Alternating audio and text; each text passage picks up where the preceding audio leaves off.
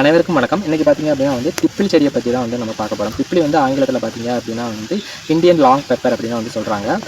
Scientific name pepper லாங்கம் அப்படின்னு சொல்கிறாங்க. இதோட இலையை பார்த்தீங்க அப்படின்னா பார்க்குறதுக்கு வெத்தலை மாதிரியே தான் இருக்கும். கொடியும் வெத்தலை கொடி மாதிரியே தான் இருக்கும். இதில் பார்த்தீங்க அப்படின்னா தெரியும் திப்பிலி இதுதான் நமக்கு திப்பிலி. இது இன்னும் மெச்சூர் ஆகலை. ஃபுல்லாகவே மெச்சூர் ஆனிச்சுன்னா இன்னும் கொஞ்சம் சைஸ் பெருசாக நமக்கு வரும். இது பார்த்தீங்க அப்படின்னா மிளகு மாதிரியே காரத்தன்மை உடையது. அதனால தான் பெப்பர் லாங் பெப்பர் அப்படின்னு சொல்கிறாங்க.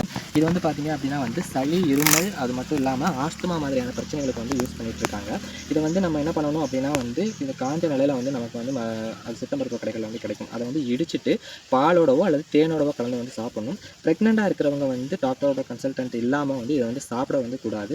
அது மட்டும் இல்லாமல் நம்ம இந்த ஹோல் பிளான்ட்டையுமே பறித்து இந்த தண்டு இதெல்லாம் இடித்து ரசம் வச்சு நம்ம சாப்பிட்டோம் அப்படின்னா தலையில் இருக்கக்கூடிய நீர்க்கட்டு, சளி, இருமல் இதெல்லாம் போயிடும்.